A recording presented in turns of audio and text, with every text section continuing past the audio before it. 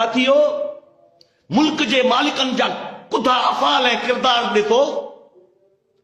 असांजे बचड़नि लाइ वैक्सीन कोन्हे, कुत्ते जे चक वारी हिफ़ाज़ती वैक्सीन कोन्हे। करप्ट ऑफिसर एसपी खे ॾिसो कहिड़ो माण्हू अची विहारियो अथनि, न माण्हू जे मुहांडे। रेवेन्यू में ॾिसो, ॿियनि डिपार्टमेंटनि में ॾिसो, कमिश्नर्स ॾिसो, सेक्रेटरी ॾिसो। मुल्क जा मालिक मुल्क खे लुटण लाइ, ख़ासि करे सिंध खे लुटण लाइ वेठा आहिनि थिया। लोकल गवर्नमेंट में अरबे रुपया हड़प कया वञनि था।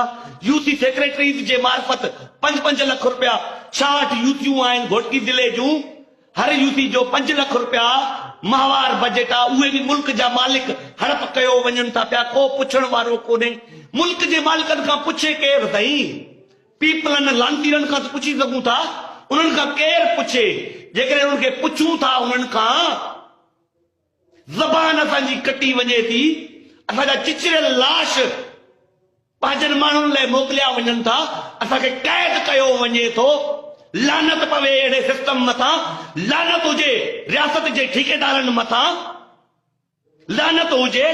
असांजे बचड़नि लाइ कुत्ते जी हिफ़ाज़ती वैक्सीन कोन्हे, असांजे बचड़नि लाइ, मरदड़ बचड़नि लाइ गोरी कोन्हे कंहिं अस्पताल में, स्कूलनि में असांजे लाइ तैलीम कोन्हे। चलो अॻे त पीपला हुया, ज़ालिम हुया, हाणे निगरान हुकूमत मुल्क जे मालिकनि जी आहिनि।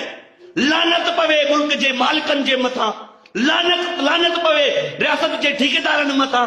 असांजे बचड़नि खे कुत्तनि जे चक वारी हिफ़ाज़ती वैक्सीन बि मुहैया कोन्हे। बैंक बैलेंस, अड़े सॼो मुल्क तव्हां गड़काए विया आहियो। तेल ऐं गैस ते तव्हां क़ाबिज़ आहियो, असांजे शहरनि ते तव्हां क़ाबिज़ आहियो।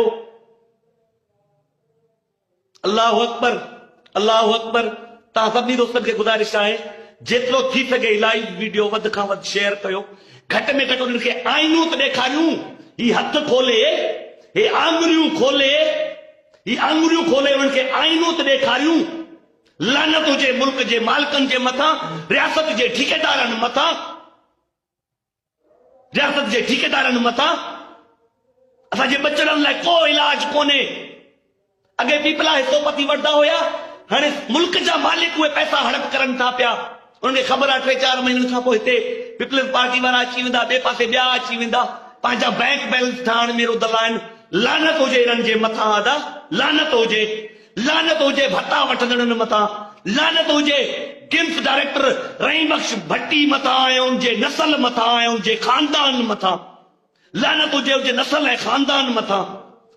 38 करोड़ रुपया बजट आहे मेडिसन जी, दवाउनि जी, DHQ अस्पताल जी सरकारी बजट आहे। उहो हड़प करे थो छॾे। कुझु हितां जे चूंडियल हिकिड़े नुमाइंदे खे हिसोपति ॾिए थो, कुझु मुल्क जे मालिकनि खे हाणे हिसोपति ॾिए थो। तकलीफ़ न आहे यार। मुंहिंजे पुटनि वांगुरु आहे, तव्हांजे पुटनि वांगुरु आहे, जंहिंखे वैक्सीन बि न मिले। उनजा वालदेन नंढड़े खे खयो भटकंदा वतंदा आहिनि, उनखे वैक्सीन बि न मिले।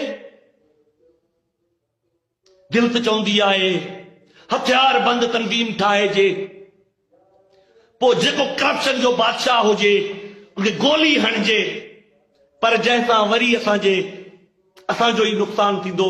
इहा का तहरीक पायदार तहरीक न आहे। असांजा नौजवान मारिया वेंदा। बहितर तरीक़ो आहे पुरअमन तरीक़े सां एहतजाज करणु। असांजे घोटकी ज़िले जा माण्हू, ख़ासि करे सिंध जा माण्हू मुर्दा ऐं ग़ुलाम आहिनि।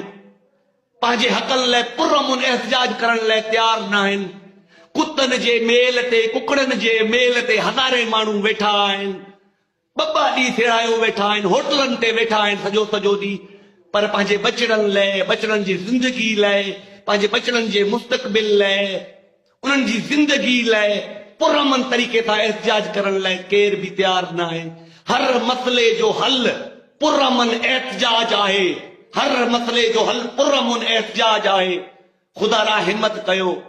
अॼु ही नौजवान पंहिंजो बचड़ो खणी भटकंदो वतंदो आहे। घड़ी खां पोइ तव्हां पंहिंजा बचड़ा खणी भटकंदा वता।